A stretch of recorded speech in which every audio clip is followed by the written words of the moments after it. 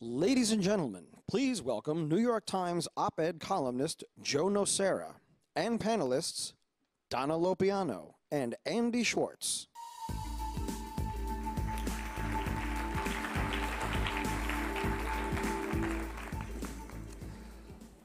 Hello, everybody. We're glad to be here. I thought we'd do something a little different in this panel, and that is have a bit of a debate. Andy Schwarz, in one of his many blog posts about college sports and the NCAA, coined a term. He said there are two kinds of people who want to reform college sports. He called one team reform, and he called the other team market. So Donna here, who, among many other things, is a member of the Drake Group, and yes, former women's athletic director at the University of Texas. The Drake Group has made a series of proposals about how college sports should be reformed. Andy represents Team Market, who has a much more market-oriented idea about how to reform college sports. So I'm going to ask each of them to give a small sampling of their reform ideas, and then we're just going to have at it. Donna? Okay, I think most of you would probably agree, if you know anything about the NCAA, that the NCAA is incapable of reform. Since 1997, it has been a plutocracy. When the FBS institutions, the football bowl subdivisions, the 120 schools you read about the most, threatened to leave the organization unless they got voting control of the executive committee, which means control of all NCAA money. At that time, they said, look, we're going to leave unless you limit what Division II and III get, and we agree that this big kahuna, the college football playoff, is all ours. If the NCAA starts a championship in that division, we're going to get the money. It's not going to be split like anything else. So you have to know the NCAA is ruled by the FBS, and they are not going to reform intercollegiate athletics. What's the answer? We had a situation like this repeat itself in the mid-1970s when the AAU and the NCAA were screwing up open amateur sport. And the AAU was the NCAA. Rules about amateurism that were absolutely absurd. They were screwing around with our national team system. Congress got involved. And in answer to Joe's question, I think, believe it or not, the answer is at least 2 or 3 years of a presidential commission on intercollegiate athletics reform that will lay all of the issues on the table for public transparency reasons and be followed up by the equivalent of what in 1978 was the Amateur Sport Act that cleaned up open amateur sport by establishing a federally chartered nonprofit organization to replace the NCAA. And that organization would have a limited antitrust exemption, which Andy can speak to. That organization would have an independent board of directors because of the conflict of interest involved in distributing these vast sums of money. And all of that would be conditioned on educational reform that would be directed toward athletes' rights, the right academic metrics, an enforcement system that works, and a whole series of things that we can get into the detail of that. Okay. But basically, it's to prioritize education as opposed to prioritizing athletics over education. Yeah, I think the system can be fixed. Okay. I think Andy wants to go somewhere else. Well, yeah, but I don't think that means it isn't being fixed. So, Andy, how would you fix it? How would you fix it? Well, so first of all, just terms, because we speak in NCAA gobbledygook. When FBS, people may know it as Division 1A, was the old terminology. It's the 120, now 9 schools with the major football programs. FCS is the old Division 1 AA. Those are smaller programs, but still in Division 1. They do play against each other, but oftentimes the scores, not always, but oftentimes the scores are pretty lopsided. And the other term that I probably will use a lot is GIA, which stands for Grant in Aid, and you probably call it an athletic scholarship. But we could do that for a half an hour. We could call it an athletic scholarship. But if I slip. So my proposal is basically to ask colleges to treat college sports like they treat the rest of their businesses, which is to stop colluding. If professor pay were set the way that scholarships or GIAs are set, then when it was time for you to think about maybe I want to switch universities, they'd say like, well, that's fine, but you get paid the same as you get paid here. And by the way, you have to sit out a year before you switch because we have rules against transferring. And I think you'd be somewhat upset about that. It would be a restriction of what we think of as a basic American right, which is that if I have a skill and I want to ask somebody else to pay me more for it and they're willing to do it, that there's nothing wrong with that. So effectively, what I think is most wrong with the NCAA is that it sees itself as a fixer of pay. And in the NCAA rule book, there is a rule that says, if we say it's okay, any money that you get is not pay, but any dollar above that is pay. So until last year, that level was defined as you can receive full tuition, you can receive all your fees, you can receive room and board, required but not recommended books, but nothing more. And then there was a vote held, and all of a sudden receiving recommended books, receiving living expenses, receiving travel expenses was deemed not pay, and everything changed. So if the new rules that we have today are okay, then what was the justification for the old rule? And under the antitrust laws, the idea is that if you're going to get together and fix prices, in limited situations we'll allow it if you can justify it as somehow being necessary to create the product at all. And I think that this little experiment that we're going through right now, where schools are racing to make higher and higher living expense payments, is evidence that we didn't need it to produce college football or college basketball before. Well, how much would you pay athletes? Whatever a school wants to pay. I don't know. I mean, I think some schools would end up basically, I think that the market rate for superstar athletes is probably around $100,000. But you're basically saying let the market decide. That's right. And so at a lot of schools, the rate is probably exactly what they're getting now. We know it's not less because they're paying it now voluntarily. No one's forcing them to give a football player a full scholarship, but they do. No one's forcing them to give 85 scholarships, but most give between 80 and 85. There is a floor for football. You have to give 76.5, but hardly anybody is at the minimum. Everybody's above it. In basketball, there's no minimum, and yet schools are giving about 12.5 scholarships for both men and women. So yeah, I think that the market rate will differ by school, and the schools that are really good at sports, that value sports, will pay more, like they pay more for coaches, like they pay more for facilities. Well, let me ask you one other question about this. Sure. How would this affect recruiting? I think it would change it in the sense that instead of sending 150 letters to a recruit to show him how much you love him, you would send a contract saying if you sign this, you'll get your $50,000. And if he said, well, I got one from down the street that says 60, they might say, okay, well, how about 65? But there's a ton of recruiting and a lot of expenses. You know, recruiting budgets are in the millions. There are a lot of expenses that are spent now. There are people who are paid to make sure that the athletes don't get money now. And in a world where if we, like, I don't think that the giving of people money for otherwise legal conduct somehow is bad. Like that process isn't inherently bad. But I think that is core to the sort of the mythos of amateurism. Donna? I think it sounds good. You know, pay athletes, we're all capitalists, let the marketplace rule.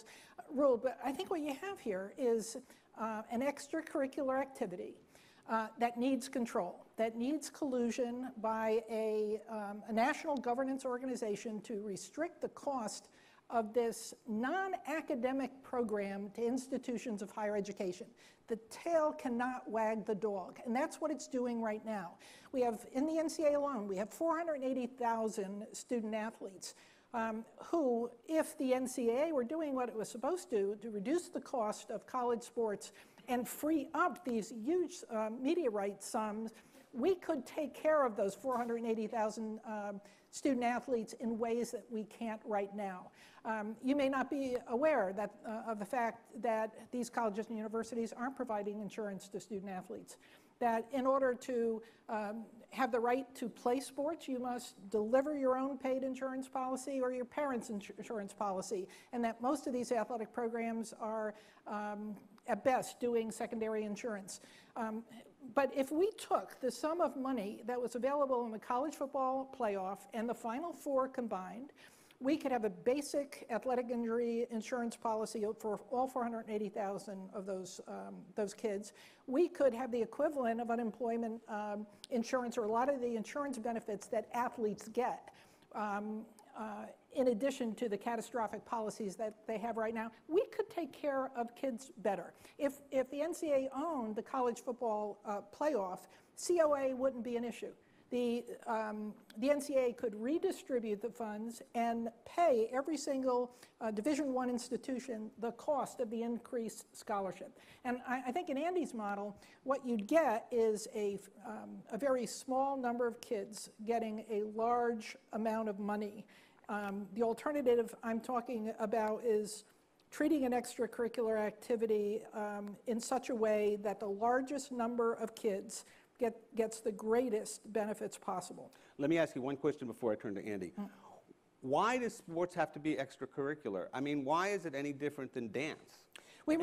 And why wouldn't, I mean, why couldn't, you talk about it being this extra thing that they do, but we all know that it consumes 40 to 50 hours, and we also know, by the way, that everybody else is getting rich off this system except the athletes. So why does it have to be considered this extracurricular? Well, I think that we can't tell athletes, as we have been doing, that you can't work outside of school, just like we do the dancer or the pianist, the great pianist. He can participate in the school band or the orchestra and not get paid for that extracurricular activity, but on the weekend he can go and earn money. And I absolutely concede that Johnny Manziel should be able to go out and earn money off of the use of his own name and image. But that, I don't think, is what's important here. What we have is athletics trying to be the Colossus of Rhodes, and Andy, thank you for reminding that me of that as an historian, with one foot in the nonprofit world, where all but 23 institutions are being subsidized, and heavily subsidized by their institutions, either by student fees or general fund monies, nonprofit institutions supporting this athletics beast and getting considerable federal benefits because of tax preferences. If I'm an alum and I want to buy my football ticket and my suite and have my 50-yard line seat, it's 80% tax deductible. So they want to live in that nonprofit world when it comes to losing money. We want a subsidy. And then they also want the other foot in the marketplace to be able to give the Alabama football coach $5 million a year and to practice the excesses of capitalism. And all I'm saying is, as educators, we are obligated to keep them in the nonprofit world. Andy? Wow. There are a lot of people here who work in academic institutions, and I suspect every academic department, unless you're getting a very, very big Department of Defense grant, is subsidized. You don't bring in as much revenue as you spend. So the statistic that Donna quoted, that's an NCAA statistic, there's a couple things. One is it's doctored so that if you actually do it right, it's probably more like 60 schools that don't have a subsidy. The other piece of it is that almost all of that subsidy is paying for sports other than football and basketball. So if we were to take away football and basketball, it would probably be 20 schools to 60 schools that aren't being subsidized and the rest are. And it would be a really interesting debate about whether we think lacrosse and softball and volleyball are worth that subsidy, because effectively that's what they're paying for, is that they're paying for the most part for the sports that we don't see on TV, or unless you watch the Pac-12 network or the Big Ten network late at night. And so I think that conflates a couple things. But leaving aside the accounting, the very premise that the NCAA should be a force to contain costs is a violation of the antitrust laws. It is explicitly against the law for independent businesses to get together for the sake of cost containment. Which is why we need a limited antitrust Right. exemption. I think that's one of the best things about the antitrust law, and I think that giving an organization an exemption from that is a problem. I'll tell you why. The way that if you give someone an exemption and you allow cost containment, you push down the price of one cost. Presumably, I think the Drake Group wants to give that for all things so that the money won't flow to coaches. But for example, the single biggest driver of competition right now is spending on facilities. So would you also collude that schools couldn't spend more than so much on a facility? How do you decide what's a necessary expense versus an excess? No, you wouldn't say that. You would say that an institution can't spend money by constructing a facility for athletes' use only. That athletes can't be isolated from the rest of the student body, that if you build something, it has to be used by all students. So there's a dorm rule, right? The dorm rule says you can't have an athletic dorm, but what do? They make private housing available, funded by donors. So for one thing, I don't think it actually would work. I think what you'd end up doing is you'd shove the money into increasingly inefficient ways to get talent because... But it did work. It did work. When the NCAA was enforcing its rule about athletic dormitories, those dormitories ceased to exist on campus. Well, right? My understanding is that they created dorms that had 51 non-athletes and 49 athletes, and the athletes all hung out together. And sure, so they mixed with a dorm's worth of people. It wasn't like each of the athletes was scattered throughout campus. They were all clustered. They just had some people around them to sort of idolize them. Okay. They got some groupies. But here's the thing is that every time you put the inherent thing about college football is that there is demand. There are people who want to watch it, and there are schools that want to provide it, and they think it's better for their campuses if they do it with higher quality people. And normally when we have that, I was talking to one of the other speakers later in the panel about the nanny market in New York City, and apparently it's very expensive to hire a babysitter even. And gosh, we should really have a law against that. This is not what the speaker said, what someone told her. And I was like, why? If you want to get somebody and there aren't enough people, the price is going to go up. And that's what's going on. So the cost containment is effectively saying and the you here is typically going to be a 18-year-old man, maybe from lower means. You have to defer your economic value so that other people can benefit. I think that if we want to make sure that there's a provision of sports, we should pay taxes. We should do it, not this very small group of people. A lot of these people, you heard the statistic that almost no one makes the NFL who plays college football. Almost no one makes the NBA or the European leagues who plays college basketball. What that means to me is that those 4 or 5 years that they are in college on TV being idolized are the best 4 or 5 sports earning years of their lives. The very spot that we're saying, no, you can't work, instead take a Pell Grant. Some kids are actually on food stamps, and I shouldn't say kids because they're adults, but I'm getting old enough. And so it's this really, really perverse system which cleans itself up really quickly if you let the market forces flow. If you let the market forces play, then all of these kids, a smaller number of kids is going to make a greater number of dollars for which they will be taxed. That's true, but isn't that good? Don't we want workers being taxed? They're going to actually make less than what they're getting right now. But that's not true. Hold on. Let me explain why that's not true. But one more point. But this is really important. One more point. Let her finish first. Okay, but one more point. What we're missing in all of this is this athlete who we're worried about making $100,000 a year. We shouldn't be giving credence to a system that gets the very best athlete with the $100,000 draw who is unprepared for college. He walks into that college, the college waives his admission standards. He has to compete against kids who are twice as capable in the classroom, and the dominoes start to fall. But isn't that happening now? Yeah, That's what I'm saying. I'm with you on that. I don't see how the market would make that any worse. But if you had if you had a limited antitrust exemption and you conditioned that on rules such as if you recruit an athlete and let him in and he's one standard deviation below the level of your incoming class, he's ineligible as a freshman. You have to give him remediation. You can address all these problems if you have the antitrust hook, but we're not using it. And only Congress can make that happen. So there are other hooks that could be used other than an antitrust exemption. One could be, for example, if you violate this, then your sports program is not nonprofit anymore. You'll pay taxes. That would work, right? Absolutely. We don't have to take this group of athletes and say, you have to pay for it all. We can use different congressional hooks to get compliance. One could be the threat of removal of tax preferences. The other could be the threat of removal of higher education funding, which is how Title IX came to be. We can use all of those, but you still have to say, if I'm going to use this hook, what am I going to ask you to do? Am I going to ask you to be an academic program and to demand that you put some integrity into the system, or am I just going to make possible this marketplace professional sport enterprise within colleges and universities? All right, so some quick context. There are approximately 3,000 accredited four-year institutions in the United States. There are 351 D1 programs with basketball. There are 129 of those that have major college football. So 129 out of 3,000 is a small fraction. Now, we think of them the most because they're in the media all the time, because people like sports better than books. I don't, but it's a tie for me. And probably a lot of people out here in the audience like books better, but more people like sports a lot, care about it. Hardly anyone watches the library being broadcast on TV. And so we sometimes lose that perspective. So I was thinking about schools in Ohio for a radio show, and I was thinking about Kenyon.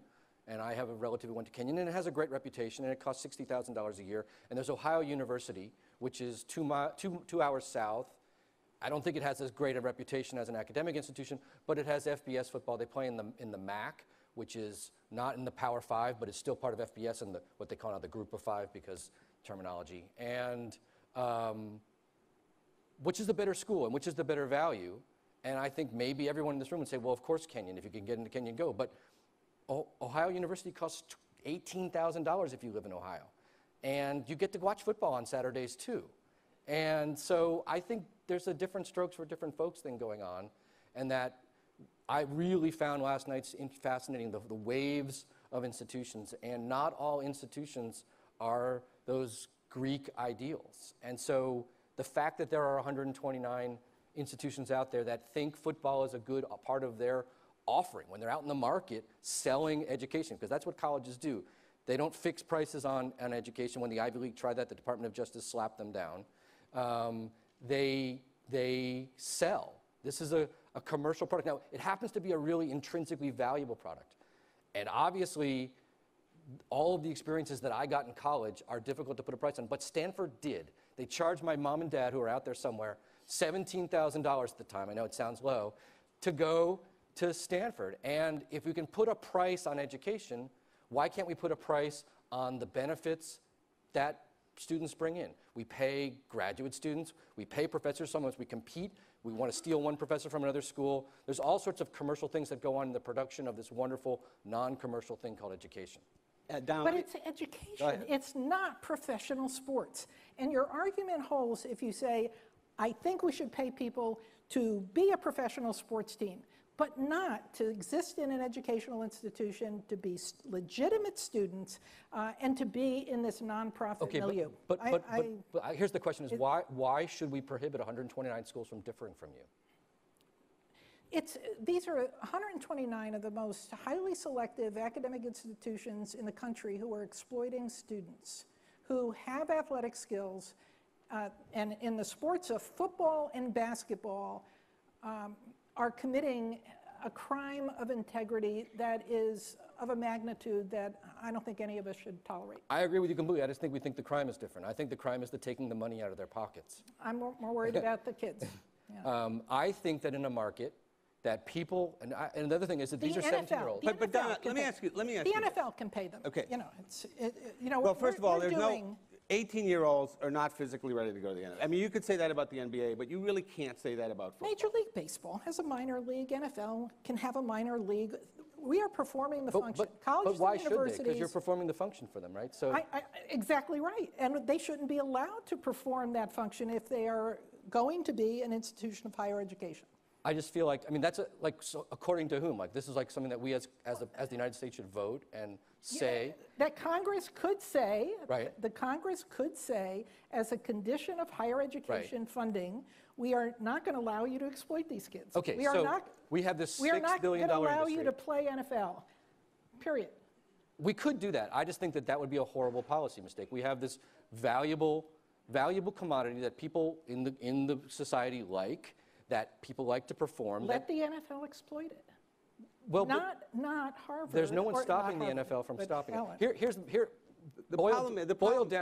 Boiled down, my proposal is don't have a rule. It's not you must pay. It's don't have a rule. If you want to pay, do it. And so if the answer is when you take away the rule, some schools want to, have to ask why. Are they stupid? Or are they meeting a need that they perceive in the marketplace? Why is that need less legitimate than the needs that you think are legitimate? No, I think if you give schools license to say, would you like to continue running a professional sport under the guise of a nonprofit that brings in this kind of money without having to worry about the IRS coming to attack you? I agree wholeheartedly that they're going to choose to do that, but it's fraud.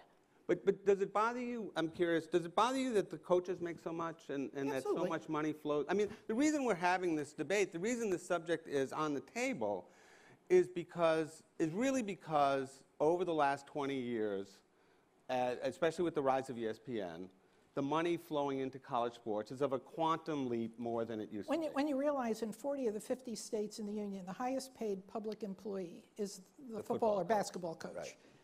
That's saying something really bad. And hockey in New Hampshire. And hockey, you're absolutely, or I thought it was Minnesota. You would know that, yeah. Yeah.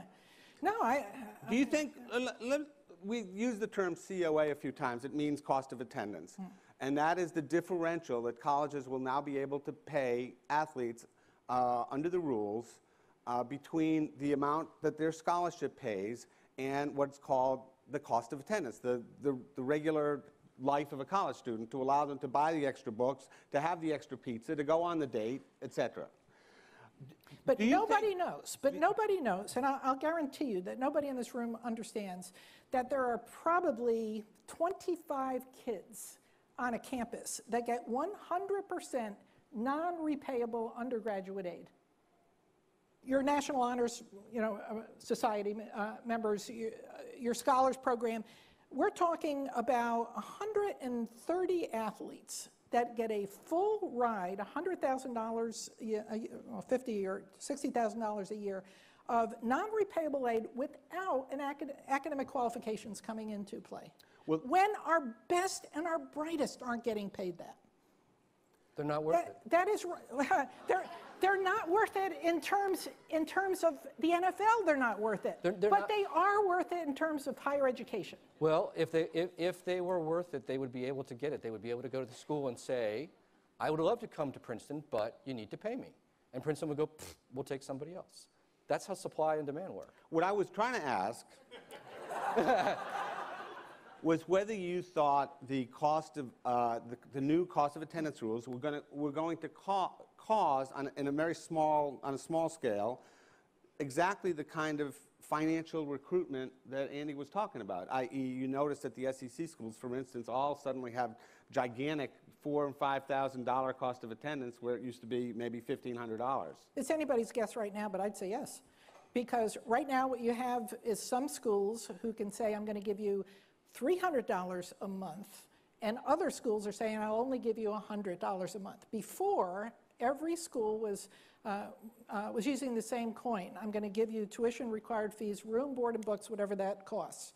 But the cost of attendance by federal government definition is determined by the institution on a variety of factors, from the cost of a laptop to transportation home to, there's a whole list of things. So this is the first time that we are going to see this kind of competition in the marketplace. It's not the first time, because there used to be laundry money.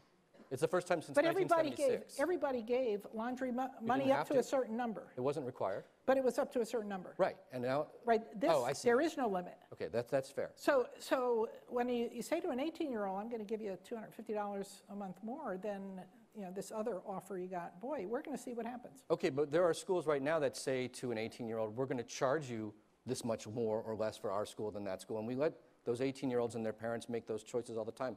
Colleges don't cost the same. There's wide variety in the But price. what's your point? Okay, we have. My point is that 18-year-olds are making economic decisions about where to go to college all the Okay, time. we have less than a minute. So each of you has 20 seconds to sum up the one reform you'd like to see first. The appointment of a presidential committee to put the complexity of all of this on the table in a very transparent way, and then let's see if we can do something about it. Andy. I would take the maximum scholarship rule and eliminate it at the national level and let each conference pick its own level. And there you have it. That was our debate. I hope you enjoyed it. Thank you very much. Thank you, sir. Good job.